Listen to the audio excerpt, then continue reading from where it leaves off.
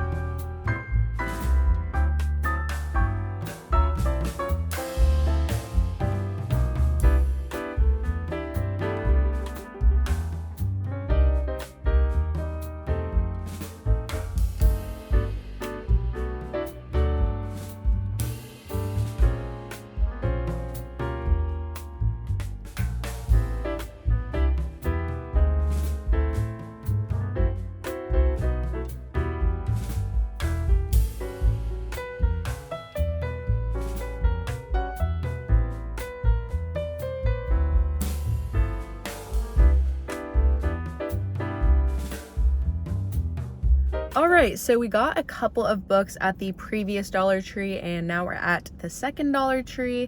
I think I'm just gonna go to 2 today because I still have 2 books that I didn't read from the last Dollar Tree video, and then I already got 2 books. That's already 4 books. So if I get any more books at this Dollar Tree, I'm gonna be set for a minute. But yeah, let's go see what they have at this Dollar Tree.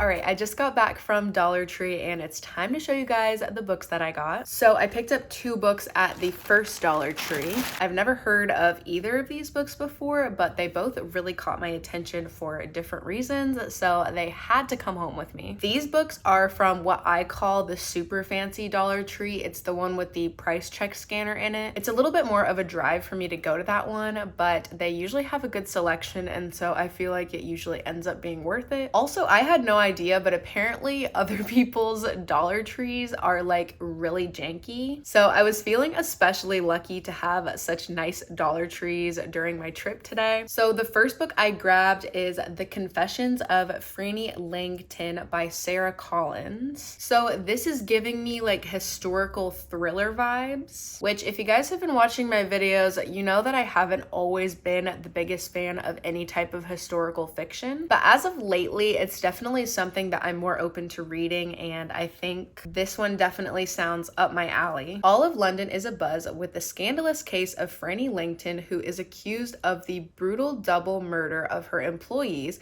renowned scientist George Benham and his wife Margaret. Basically, Frannie is accused of this double murder, but she doesn't remember it, so she pretty much just has to use her life's testimony to like prove her character and prove that she would never do something like this and get out of it. It sounded pretty interesting to me, so I figured I would go ahead and grab it. And Margaret Atwood also has a blurb on the front. She is the author of The Handmaid's Tale and lots of other super popular books. She says this book is deep diving, elegant, and tough. The book itself is also in like perfect condition, so if I like this one, it'll definitely be a win. And the next book I grabbed from the first Dollar Tree is A Cosmic Kind of Love by Samantha Young. This looks like a contemporary romance book, and it says space is the last thing an event planner and an astronaut need in this charming new romantic comedy from New York Times bestselling author Samantha Young. I feel like I'd rather go into this one a little bit more on the blind side, so I'm not gonna read the back, but like I said, it's a contemporary romance, and it sounds like the female main character is an event planner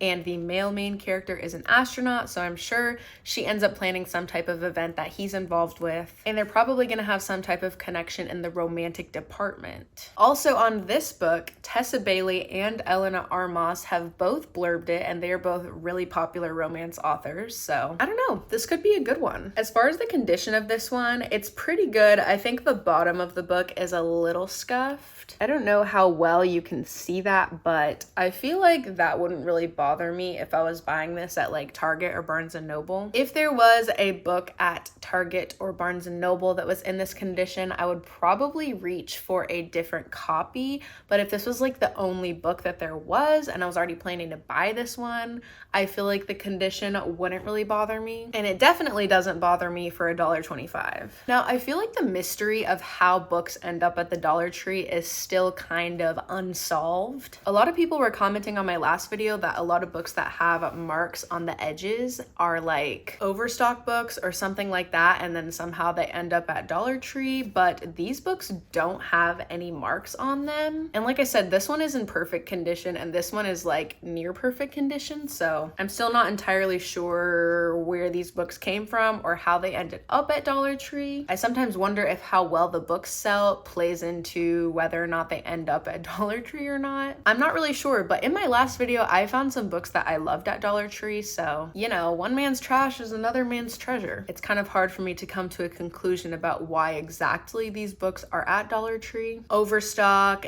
dead stock, out of print, low demand, who knows? At the second Dollar Tree I went to, I got 3 books. I know, I said I wasn't gonna get this many books, but when they're $1.25, I just can't pass them up. All right, the first book I grabbed at the second Dollar Tree is Ellie is Cool Now by Victoria Fulton and Faith McClaren. So this is by 2 authors, and this looks like it was originally a book on Wattpad, which if you don't know what Wattpad is, it's kind of like an online platform where people post like fan fiction or amateur books, or sometimes people post books on there and then they turn into worldwide sensations. You really never know. But apparently this was once on Wattpad and now it is published traditionally. So that was pretty much the main reason that I grabbed it. I've never really read anything on Wattpad, but I know that it's a super popular thing. So I thought maybe this was so good that they had to publish it traditionally. I have no idea, but we're gonna find out if it is any good or if this should have stayed on the internet and off of the trees. Was this book a waste of trees or not? We're gonna find out. TV writer Ellie Jenkins worked her butt off to put her nerdy outcast teen years behind her. So there's a certain delicious irony in that she works for a hit show about popular high school kids when she was so not cool. And now she's been offered the promotion of a lifetime if she attends her reunion. But Ellie's memory of high school isn't nearly as traumatic as the reality. No one at the reunion is what Ellie expected. Not her ex-best friend, who still has the ability to see right through Ellie. Not her secret crush, who has only gotten hotter, sexier, and way more complicated. The only way she's going to survive this whole ordeal is by fixing her bad high school karma, kissing the boy who got away, and getting the heck out of Ohio for good. But Ellie's discovering that in real life, she can't just rewrite the script. All right, I guess it's about this girl, Ellie, who is a TV show writer, and she gets an opportunity for a promotion, but for whatever reason, she has to go to her high school reunion. Not really sure how that's connected, but apparently she has to go to her high school reunion in order to get this promotion, and she is going to encounter people there who she doesn't want to see and basically reliving her high school years. I don't know. This honestly sounds really bad, but we are going to try it and see if I'm wrong. I have a slight feeling that this book is going to be a waste of paper. The next book I got, I am ecstatic about. I got a massive hardcover book for $1.25. It is A Sky Beyond the Storm by Sabaa Tahir. Now, I don't read a ton of fantasy, but I do watch enough YouTube videos and spend enough time on social media to know that this is a very popular fantasy series. However, I don't know what number book this is in the series. Guys, this is either like the third or fourth book. I don't even care. I will get the other 3 books in the series. I could not pass this up. This one does have the little marking on the bottom that a lot of people were talking about, so this one was perhaps overstock of some kind. I'm not really sure. These little markings don't really bother me though, so I don't care. Perhaps if I check Dollar Tree enough, the other books in this series will show up and I can buy them and work my way to this book. The final book that I picked up for this video is You Sara by S.C. Lalli. So this is a thriller about 2 girls named Sarah, and after a night of hanging out, they both get into a rideshare car, but they end up accidentally switching cars. So like this Sarah goes to this Sarah's house and this Sarah goes to this Sarah's house. And then one of the Sarahs ends up dead. And so the Sarah that is still alive is trying to figure out if she was the one that was supposed to get killed. And if so, why? This one sounds really, really good to me. And I've been in a little bit of a thriller mood lately, so I might have to read this one first. Also, from my previous Dollar Tree video, I still have not read The Finalists by David Bell or The Chocolate Maker's Wife by Karen Brooks. As much as I don't want to read this book, a lot of people were saying that I should give it a chance, and so I think I'm going to listen to you guys and try to read this book in this video. It is very long though. This one is just so intimidating to me, and here's the number one reason why I don't want to read this book. In the back, it has a list of characters. There's more. What book needs that many characters? I am scared, but I'm going to overcome my fears for you guys, or at least try my best. All right, so quick recap of the books we are picking from for this video. The Finalists by David Bell, The Confessions of Frannie Langton by Sarah Collins, A Cosmic Kind of Love by Samantha Young, Ellie is Cool Now by Victoria Fulton and Faith McClaren, A Sky Beyond the Storm by Sabaa Tahir, You Sara by S.C. Lalli, and The Chocolate Maker's Wife by Karen Brooks. We are gonna have to take this one out of the lineup because I do not have any of the other books in that series, and it's not the first one, so we're actually just picking from these books. I mean, I think you guys already know what I'm gonna pick first. I said that I wanted to read You Sara, so we're gonna start with this one. I'm gonna give you guys updates as I read this book and share any of my thoughts with you. I also might start The Chocolate Maker's Wife we will see. We will see. Don't get too excited. I just noticed that both of these actually have the same publisher, so maybe it's a sign. I will be back when I have some updates to share with you guys. All right, I started Are You Sara, and I am on page 100. It's pretty interesting so far, but nothing super surprising or twisty has really happened yet. Pretty much what I read off the back of the book in the beginning of the video is what has happened so far. So there are two Saras. They got into the wrong rideshare cars, and so one of them ends up dead and one of them is still alive. We also have kind of a past and present timeline going on. The Sara that died is the past timeline, and the Sara that is alive is the present day timeline. So with the Sara that died, we start 3 years earlier, and as the book progresses, we move closer and closer to present day in that timeline. And we're kind of just learning more about each of the Sara's pasts. So yeah, it's pretty interesting so far. There's currently a police investigation going on, and I kind of hate in books whenever there is a police investigation because it tends to go on for way longer than I feel like it needs to. So I kind of hope that that wraps up soon. But yeah, I'm gonna come back when I have more updates to share with you guys.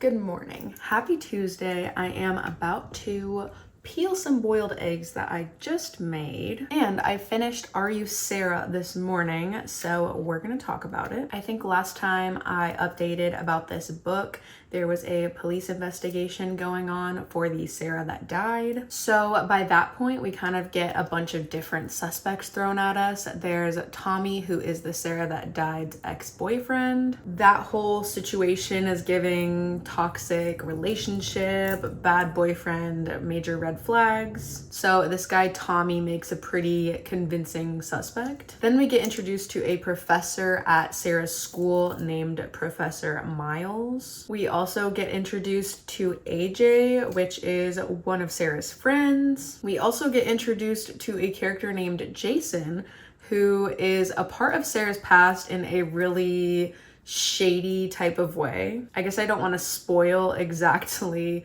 what role all of these characters play in each of the Sara's lives, because I feel like that would give away the entire book if you're planning to read this book. I also want to say that the alive Sara ends up in this like kind of twisted relationship with the dead Sara's ex-boyfriend Tommy. That whole entire narrative is tea. So yeah, basically police investigation, introduced to a ton of characters who can be potential suspects, and we basically just continue flashing to the dead Sara's past POV and the alive Sara's present POV, learning and seeing how all of these characters relate to both of them. I will say there are probably a handful too many characters in this book, but I feel like the reason there are so many characters is so that the author can give a limited amount of information about a wide array of characters versus a large amount of information for a smaller cast of characters. I'm not sure if that's like a common thriller storytelling device, but that's just kind of how I felt about it. I think the chunk of the book where we learn a lot about Sara and Jason's business relationship is definitely the best part of the book in my opinion. But other than that, I kind of feel like a lot of the characters felt like dead end type of storylines to me. And the ending of the book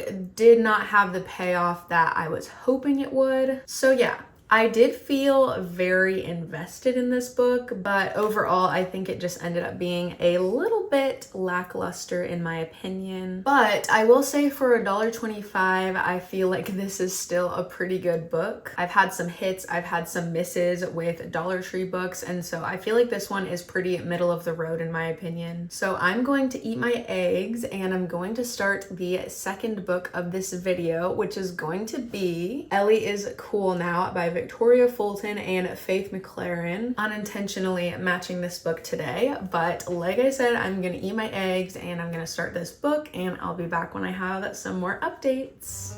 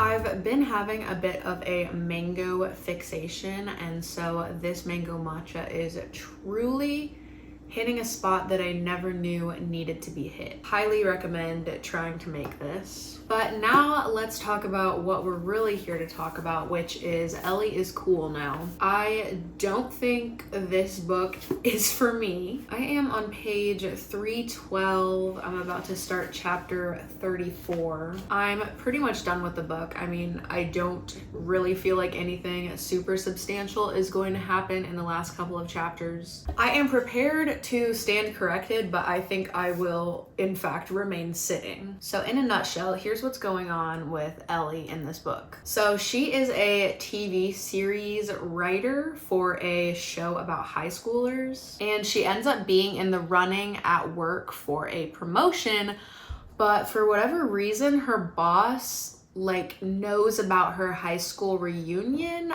It was not really clear why he knew about that. And also for whatever unexplained reason, everybody knows that Ellie hated her high school experience. So her boss basically gives her an assignment to go to her high school reunion. He also creates a to-do list for her of people she has to talk to or things she needs to do. And if she accomplishes everything on this to-do list, she will then get a promotion. I'm just thinking about if my boss did something like that to me, and that's just something that would go straight to HR. That's a really weird thing to do. But anyways, we're gonna pretend that it's normal, and I'm gonna keep telling you about the story. So yeah, Ellie hates high school and just people in general. So she goes to her hometown, which is Ohio, and she's home with her parents. She's getting ready to go to her high school reunion, which is coming up in a few days. She then encounters her old high school crush, who is now engaged, of course. She also encounters a girl who was her ex-best friend in high school, who's a raging alcoholic now. And basically these people help Ellie accomplish her little to-do list at the high school reunion. Some of it is very predictable, some of it is unexpected, but in an expected way, I guess. I don't even know if that's making sense, but Ellie and her old high school crush end up having a little fling, but he's still engaged. Guys, I'm sorry, this book is not good. There was one quote that made me lose my mind that I really wanted to read to you guys. He's not the most attractive man I've ever seen, but I've never met a man I've been more attracted to. It's a paradox I've never been able to shake. If someone thought that about me, I would be Yeah, I want nothing to do with you. I don't know if that was supposed to be romantic, but it just did not come off as romantic in my opinion. Anyways, this whole book is just so incredibly frantic and disorderly, and like, I just honestly can't get over how invested her boss is in her life. And like, the boss isn't the love interest. It would make more sense if the boss was a love interest of some kind, but he's not. I'm going to go ahead and finish the last couple of chapters and see if this book can somehow redeem itself, but I don't think it will be able to.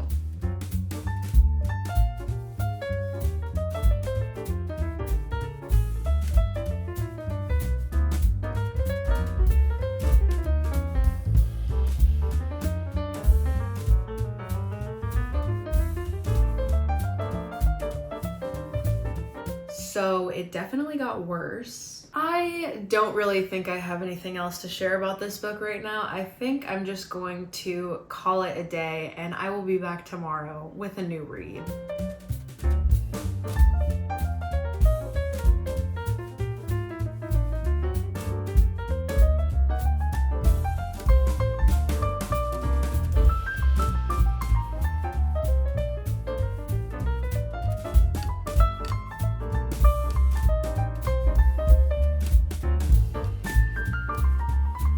Guys, I don't think that I said what book I was going to start today. Against my will and by popular demand, I am reading The Chocolate Maker's Wife by Karen Brooks. I had some strong reservations about reading this book for whatever reason. I'll just start out by saying, first of all, this cover is just not something that I would typically gravitate towards, but I do tend to have a problem with judging books by their covers, so I got it anyways, even though it's not really looking like a book that I would enjoy. The premise sounds strange, yet intriguing. I don't know if I said this earlier, but this is a book that I got in my previous Dollar Tree video. I talk about it a lot more in depth in that video, but in a nutshell, we are following a character named Rosamund, and she is basically in a really bad situation at home. She's treated very poorly at the household she is at. So this guy is visiting the estate that she lives at, and he's basically like, hey,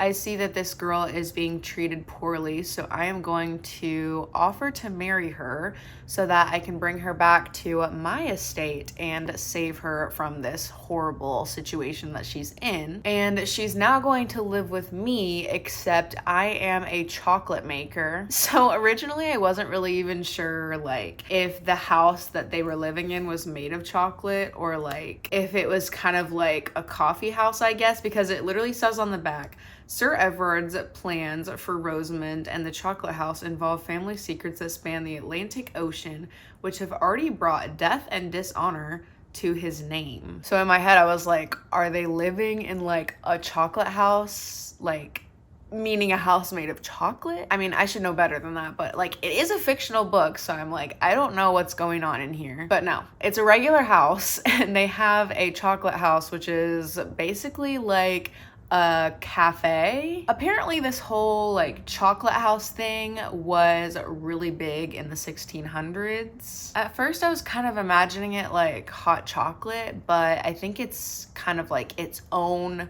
drink. Rosamund does not know how to read. She's slowly but surely learning how to read with somebody that lives at this estate. I forgot her name, to be honest, but I have to say, I'm kind of enjoying it. Is that crazy? It has a lot of resemblance to Bridgerton, and it also has a lot of resemblance to a book that I love called Rebecca. If you guys haven't heard me talk about this book, this was one of my favorite books that I read in 2024. This book is like a gothic romance thriller mystery. I believe it was written in the 1930s. It's also set in the 1930s, and it's about a girl who is in a bad situation, and then she ends up getting married and moving to an estate with somebody who is trying to help and put her in a better situation. But she then becomes obsessed with the ghost of his previous wife who has died. So yeah, I feel like this book has a good amount of resemblance to that book. They also both take place in the UK. This takes place like 300 years before that book, I guess. I don't know. I don't exactly know what all is going on just yet, but there are some minor mystery elements to this book, and I find myself pondering what the answers may be to these mysteries. And I'm like, wait, do I kind of like this book? I am on page 167. I'm about to start chapter 17, but this is a long one. It's 552 pages. So I originally didn't really feel like I was gonna be able to read this 500+ page book in addition to 2 other books, but I'm feeling like I can finish this by Friday, so we'll see. I'm about to go to the movies, so I don't really know if I'm going to be back today to give any updates. I'm going to see One of Them Days with Keke Palmer and SZA, and I'm really excited to see this movie. I have like the AMC A-list movie pass, and so I actually see movies like a lot. Also, Keke Palmer just came out with a memoir. I'm feeling like maybe I want to read that. Okay, no, we have to focus on The Chocolate Maker's Wife first. If I have any more updates on this book today, I'll talk to you guys later. If not, I'll talk to you guys tomorrow.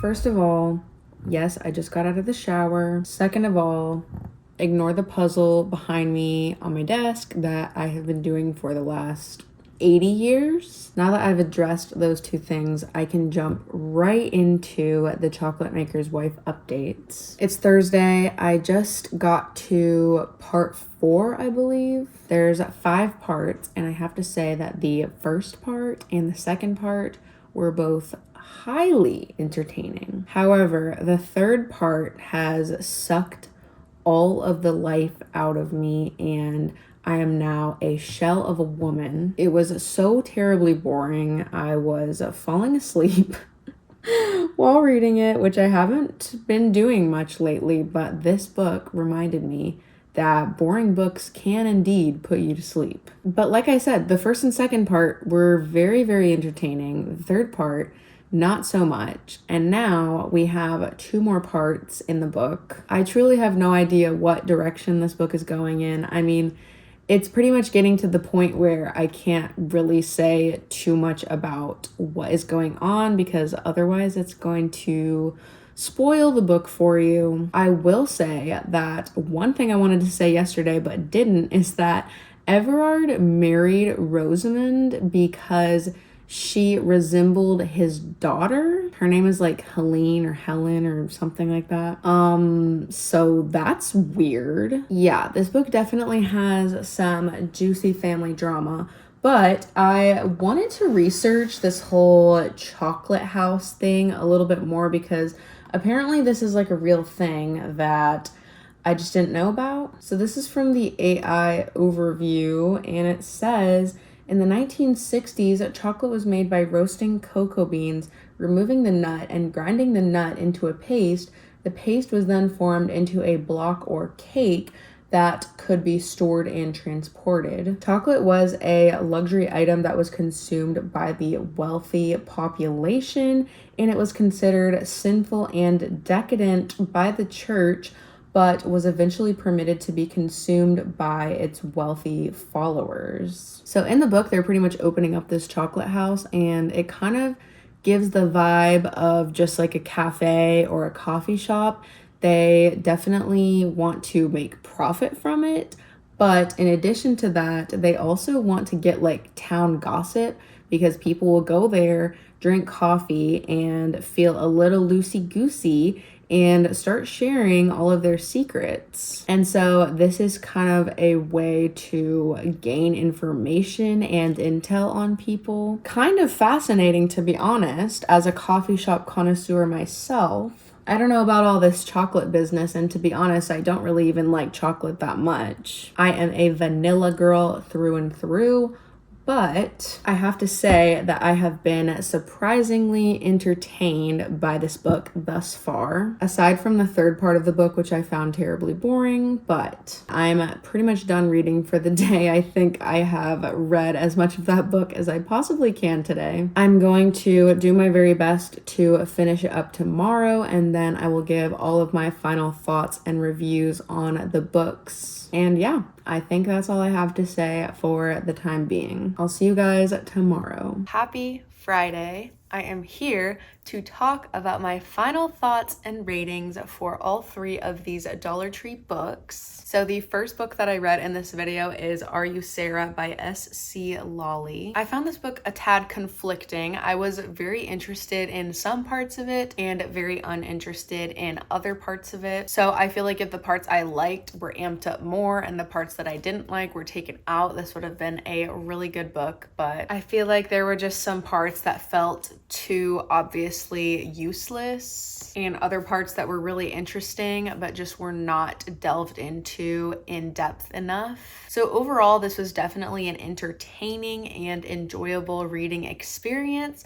But compared to other thriller mystery books that I have rated highly, this definitely doesn't compare in my opinion, but I think I decided that it's a solid 3-star book. I just feel like the payoff of a thriller mystery book is one of the most important aspects of the book, and this one just didn't really feel worthwhile. So yeah, all in all, I think it's a middle of the road thriller mystery, and I don't regret reading it or anything. I still think it's a good book. Just definitely not one that I will be thinking about or rereading or anything like that. The next book I read is Ellie is Cool Now by Victoria Fulton and Faith McClaren. So I think I said this in the beginning of the video, but this is a book that was originally on Wattpad and then it got traditionally published. So I was honestly pretty skeptical going into this book. This was a tough read. It was very cringe, definitely not something that I got a lot of enjoyment out of.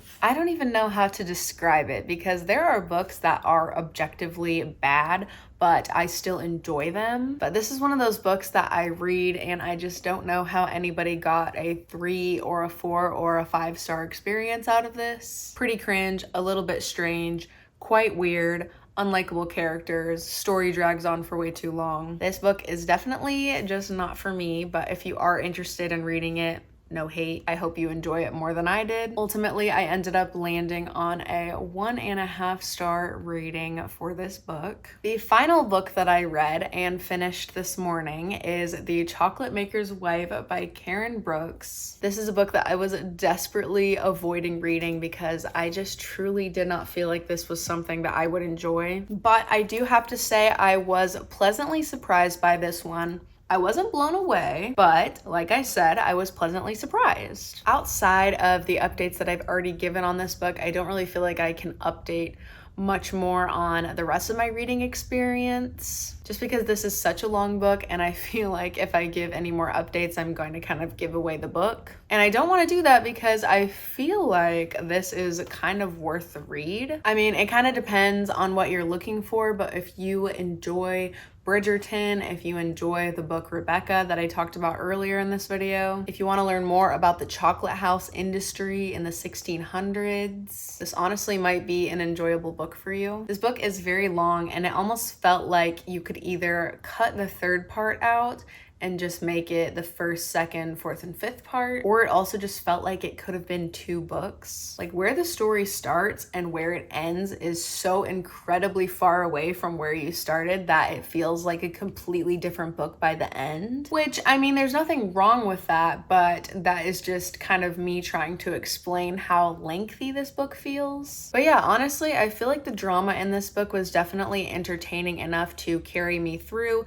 and I also enjoyed learning about the chocolate house industry as well. So all in all, I do need to stand corrected. This book did not deserve all of the hate that I gave it in my previous video, reading Dollar Tree books, and in this video. So this is my formal apology to The Chocolate Maker's Wife by Karen Brooks. I offer my most sincere apology. Now that I got that off my chest, I can tell you guys that I ended up giving this book 3 stars. I'm just as surprised as you are. So those are all of the Dollar Tree books that I read in this video, and I still have 4 other Dollar Tree books that I have not read yet. So if you guys want to see a part 3 of me reading even more Dollar Tree books, let me know because I would be happy to do it again. But for now, that is all for today's video. If you liked it, please make sure to give it a thumbs up and leave a comment down below letting me know anything you want to let me know. Also, feel free to follow me on Instagram and make sure that you are subscribed so that you can see more videos from me in the future. But for now, that is all, and I will see you guys in my next video. Bye!